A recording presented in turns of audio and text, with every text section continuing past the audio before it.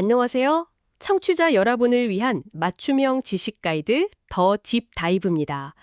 오늘 저희가 함께 들여다볼 자료는요.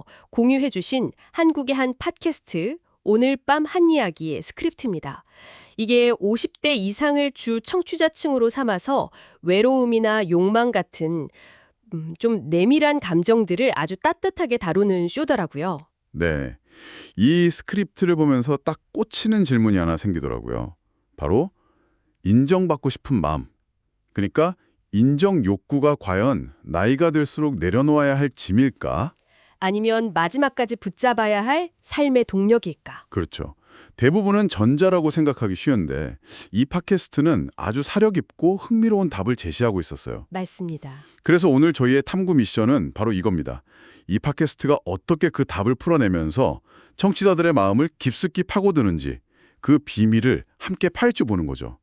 이 스크립트 안에는 단순한 위로, 그 이상의 아주 정교한 장치들이 숨어 있더군요. 자, 그럼 한번 시작해 볼까요? 네, 좋습니다. 이 팟캐스트가요, 시작부터 아주 강한 한 방을 던집니다. 진행자 중 한 분이 대뜸 이런 고백을 하죠. 이 나이 먹고도요, 아직도 누군가한테 인정받고 싶다는 생각이 들 때가 있어요. 아, 그때 뭐. 네, 그러면서 덧붙이는 말이 참 부끄러운 이야기죠. 입니다.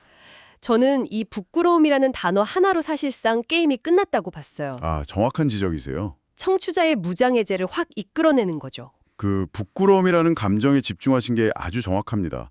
왜냐하면 그건 개인이 느끼는 자연스러운 욕망하고 네네. 나이 들면 점잖아져야 하는데 욕심 버려야 하는데 하는 그런 사회적인 압박, 그 사이의 갈등을 딱 한 단어로 보여주는 거거든요. 맞아요. 생각이 들게 만드는 거죠. 그렇죠. 보통 이런 감정 드러내면 나이값도 못한다는 핀잔 들을까봐 다들 쉬쉬하잖아요. 그럼요. 그런데 이걸 프로그램 시작부터 이거 우리 모두의 이야기예요 하고 판을 깔아주니까 마음을 열 수밖에 없는 것 같아요. 그리고 여기서 멈추지 않고 아주 구체적인 상황으로 들어가더라고요.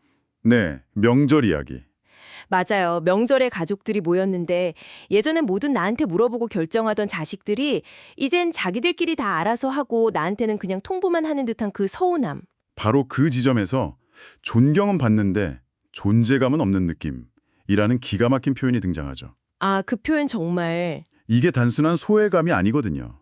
역할의 상실인 거죠. 역할의 상실. 네, 과거의 조직의 리더로서 혹은 가장으로서 내 한마디가 중요했던 시절에 그 영향력이 사라졌다는 걸 깨닫는 순간의 공허함. 팟캐스트에서도 말하잖아요. 바쁘게 일하던 시절이 그리운 게 아니라 내가 필요한 사람이구나 라고 느끼게 해주던 그 감각 자체가 그리운 거라고요. 그 감각. 이건 정말 인간의 가장 근원적인 욕구랑 연결되는 문제예요. 그 감각의 상실이 주는 허탈함. 정말 클 것 같아요. 그런데 이 팟캐스트가 참 영리한 게 이렇게 문제를 들춰내고 서글퍼하는 게서 그치질 않아요. 그렇죠. 방향을 확 틀죠. 대화의 방향을 완전히 비트는 순간이 오죠. 다른 진행자가 이 부끄러운 인정 욕구를 향해서 이렇게 말합니다. 그거 아직 삶에 대한 열의가 있다는 증거 아니에요? 바로 그 부분이 이 팟캐스트의 백미이자 청취자에게 가장 큰 치유를 주는 지점이라고 생각해요.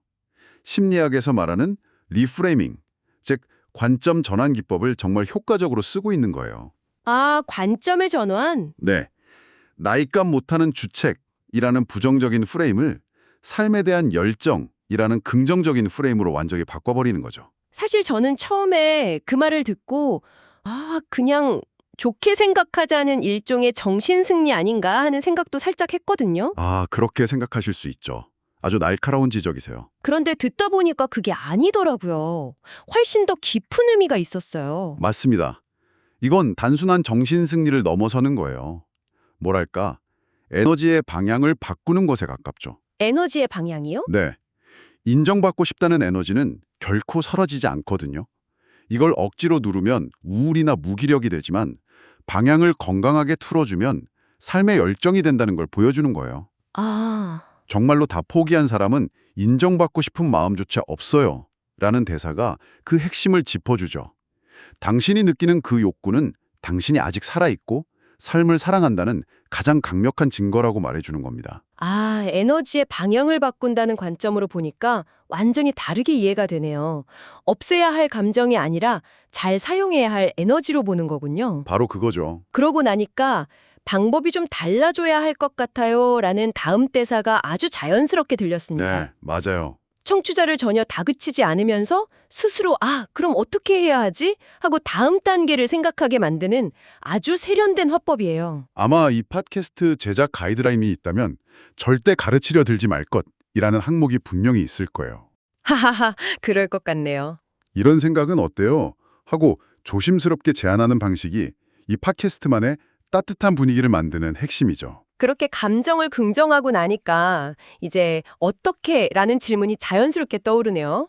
욕구를 억누르지 않으면서도 건강하게 표출할 방법이요. 팟캐스트는 이 지점에서 아주 현실적인 대안들을 보여주더군요. 네, 거창한 게 아니어서 더 좋았어요. 맞아요. 정말 우리 주변에 있을 법한 소소한 장면들이었죠. 네, 제시된 사례들이 굉장히 구체적이고 현실적이어서 더 마음에 와닿았습니다. 첫 번째 사례가 동네 도서관에서 어르신들에게 스마트폰 사용법 알려주는 봉사활동이었죠. 네. 거기서 선생님 덕분에 손주한테 사진 보내는 법 배웠어요라는 감사 인사를 듣는 순간의 뿌듯함. 이건 과거의 회사에서 큰 프로젝트를 성공시켰을 때의 성취감과는 질적으로 완전히 다른 종류의 보상입니다. 그러니까 과거의 영향력과는 질적으로 다른 보상이라는 말씀이시군요. 네, 하나는 수직적인 권위에서 오는 인정이고 다른 하나는 수평적인 관계에서 오는 따뜻한 교감이네요. 정확합니다.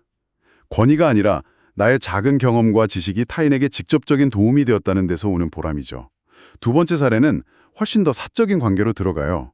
손주에게 옛날 이야기를 해줬더니 할아버지 너무 재밌어요 또 해주세요 하는 반응이 돌아오는 순간. 상상만 해도 기분 좋네요. 그쵸. 혹은 오랜 친구에게 네 덕분에 그때 정말 힘이 났다는 말을 뒤늦게 듣는 순간 같은 것들이요. 그 작고 따뜻한 인정이라는 표현이 참 마음에 와닿아요. 사실 이건 비단 은퇴한 세대만의 이야기는 아닌 것 같아요.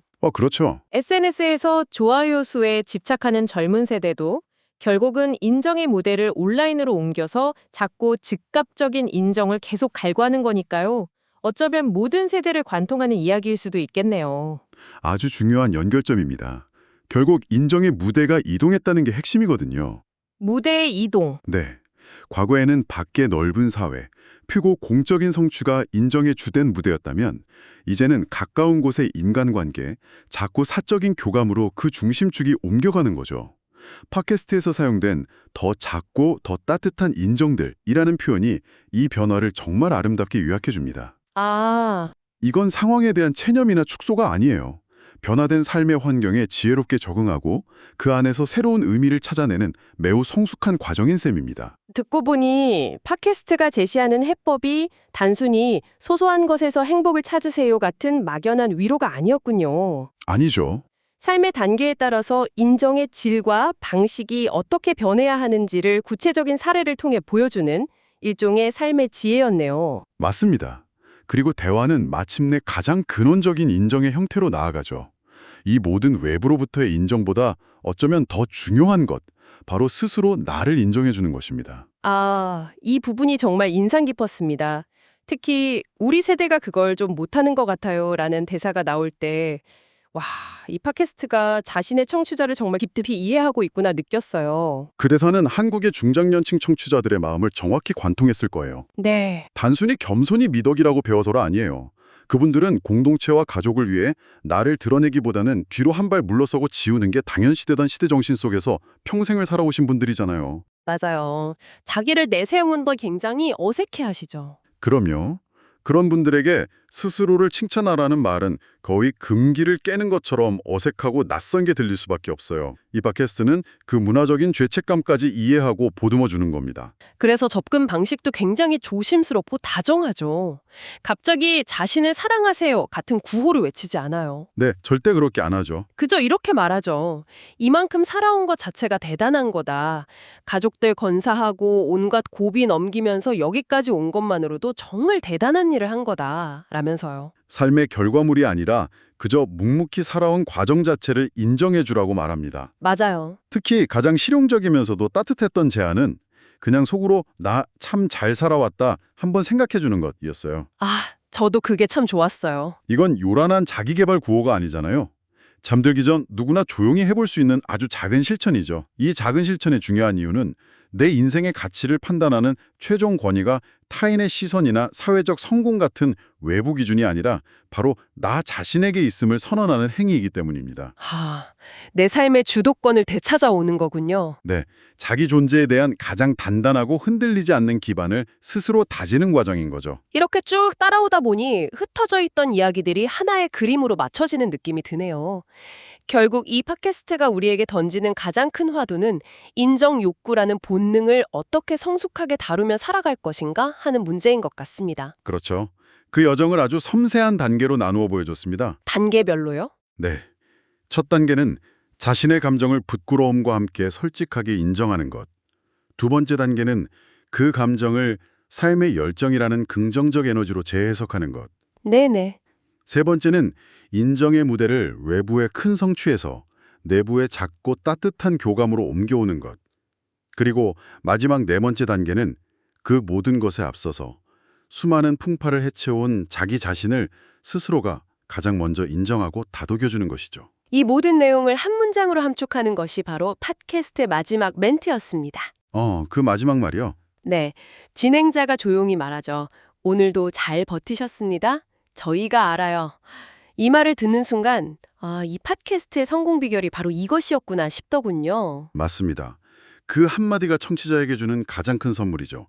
당신은 혼자가 아니며 당신이 느끼는 모든 감정은 존중받아 마땅하다는 깊은 공감과 위로. 네, 결국 사람들이 듣고 싶었던 말은 명쾌한 정답이나 해결책이 아니라 그저 내가 당신의 마음을 안다는 그 한마디였을지도 모릅니다. 오늘 우리는 오늘 밤 한 이야기라는 팟캐스트 스크립트를 통해 나이듦과 인정 욕구에 대한 깊고 따뜻한 통찰을 나눠봤습니다. 처음에는 특정 세대의 이야기라고 생각했는데 이야기를 나눌수록 결국 우리 모두의 이야기라는 생각이 드네요. 동갑입니다. 인정의 형태와 무대는 계속해서 변하겠지만 그 본질적인 갈망은 평생 우리와 함께하겠죠. 그걸 어떻게 지혜롭게 다루느냐가 결국 삶의 질을 결정하는 것 같습니다. 마지막으로 이 이야기를 듣고 계신 여러분께 이런 질문을 남기고 싶습니다.